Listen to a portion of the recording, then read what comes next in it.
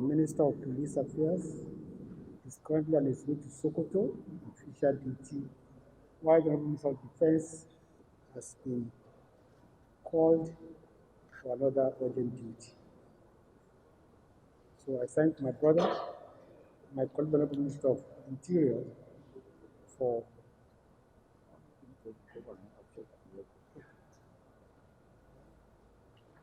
I'm told that my mask is causing some echo.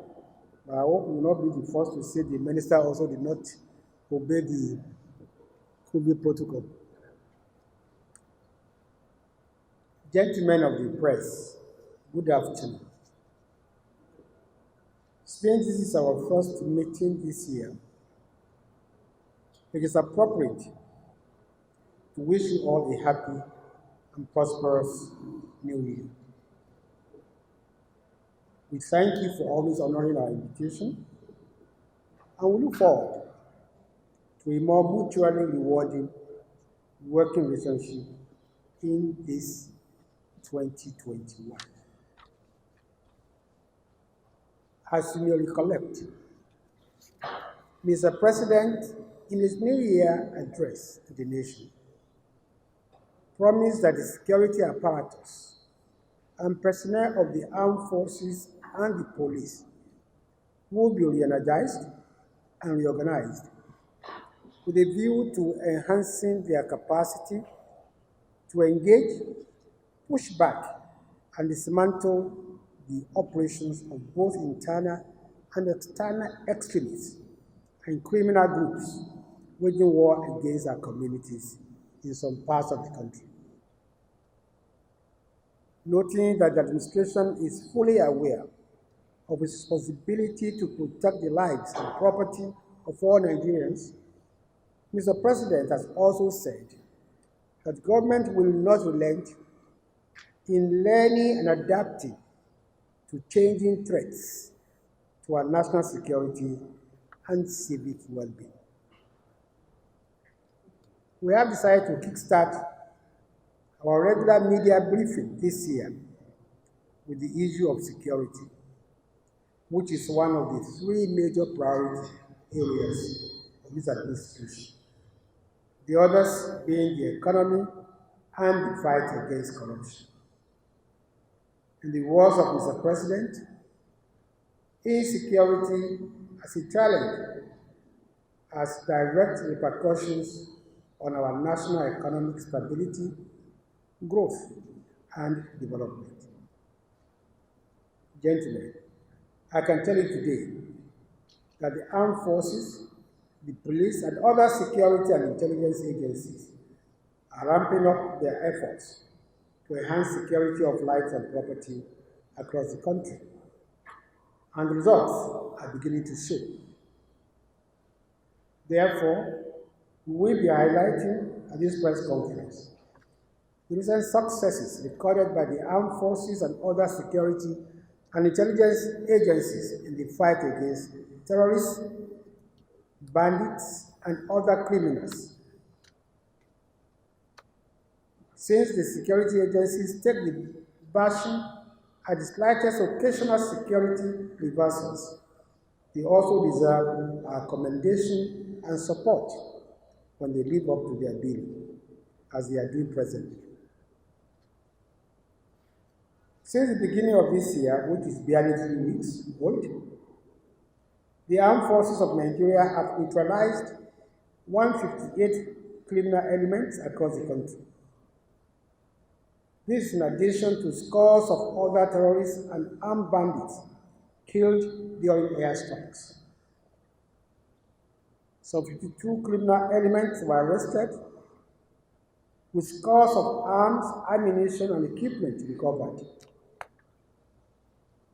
Troops have also rescued a total of 17 kidnapped victims across the country.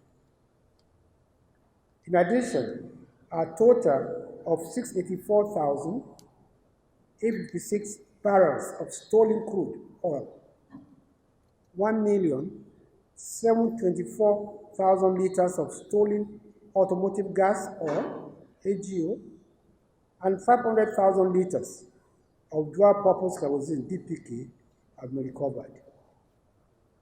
Furthermore, a total of 1,184 bags of Uraliva nitrable fertilizer were impounded by the troops of the Armed Forces of Nigeria. Please note that in addition to the numbers of neutralized criminal elements quoted above, many others were incapacitated and their camps destroyed. Gentlemen, the successes being recorded by the security and intelligence agencies in fighting security did not come cheap. They have come as a result of the unrelenting efforts and sacrifices of the gallant officers and men of the military, as well as other security and intelligence agencies that conduct operations across the country. Even though some of the troops paid the supreme price in the course of the operations, the security and intelligence agencies have consistently exhibited gallantry and resilience in the various operations across the country. We owe them a debt of gratitude. Let us now look at the successes achieved by the security and intelligence agencies according to the different geopolitical zones. I will start with the Northwest. In the Northwest, 118 armed bandits were killed in action, and a total of 11 kidnapped victims were rescued since the beginning of this year. During the same period, a cumulative total of 358 livestock and 5 assorted rifles were recovered from the armed bandits by the gallant troops in the zone. In the same vein, a total of 11 arrests were made, and those arrested include high-profile armed bandits, gun runners, and their collaborators. In the Northeast, within the period under review, 30 terrorists, including some of their commanders, were killed by troops, apart from the scores who were killed by air raid attacks. Several gun trucks were captured, in addition to the 13 recently captured at Marte in Borno State, while some others were destroyed by the gallant troops. Also, a total of 13 assaulted rifles and 2 anti-aircraft guns were recovered from Boko Haram ISWAP terrorists. In addition, several arrests were made, including high-value targets within the period. Now, during the past week alone, 5 Boko Haram ISWAP terrorists were eliminated by troops as they attempted to overrun Abagajiri and Dusala towns in Dambra local government area of Borno State. The troops from the 402 Special Forces Task Force Brigade had on Wednesday encircled some terrorist enclaves at Abagajiri and inflicted heavy casualties on them. Apart from the 5 who were killed, many other terrorists escaped with gunshot wounds, while the troops also captured several guns and some improvised explosive devices, IED, making materials, among others. The North Central, within the period, troops of Operation Safe Haven, Warstroke, and Thunderstrike have also achieved appreciable successes. A total of 6 kidnapped victims were rescued, while 5 armed bandits, including militia gang leaders, were killed in action. Equally, 11 armed bandits were arrested in the zone. And only on Saturday, the air component of Operation Thunderstrike neutralized several armed bandits at Chikwale Forest in the Mangrove area of Chikun local government area of Kaduna State. The operation followed credible intelligence reports indicating the significant presence of armed bandits in the area, which is about 20 kilometers west of the Kaduna-Abuja highway. In the south-south, troops of Operation Delta Safe conducted anti-crude oil theft and illegal oil bunkering operations in addition to anti-illegal maritime activities. In the course of the operational activities, 24 illegal refinery sites, 11 wooden boats, 142 metal tanks, 17 dugout pits, and 45 ovens were destroyed.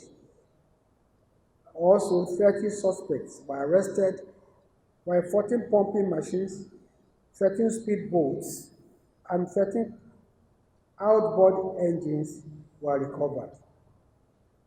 Additionally, a total of 684,456 barrels of stolen crude oil and 1,724,000 liters of illegally refined automotive gas oil, as well as 500,000 liters of dual-purpose kerosene were recovered. Furthermore, a total of 1,084 bags of Yaraliva nitrable fertilizer suspected to have been smuggled from the Republic of Cameroon were impounded. Similarly, in the southwest, troops of Operation Awatsi destroyed several illegal refining sites and arrested 8 boats engaged in illegal activities. Gentlemen, please note that in addition to the kinetic military operations which led to the successes enumerated above, the armed forces of Nigeria routinely carry out non-kinetic operations in form of civil military cooperation activities, fostering several stakeholders and reconciliation meetings between hostile communities and carrying out medical outreaches in host communities. Finally, there is no denying the successes achieved by the armed forces of Nigeria and other security and intelligence agencies within the period in focus, which is from 1st of January 2021 to today, which is just a little over 3 weeks. There is no doubt that with this renewed determination and vigor, security agencies are set to sustain their onslaught against terrorists, bandits, and criminal elements in our country.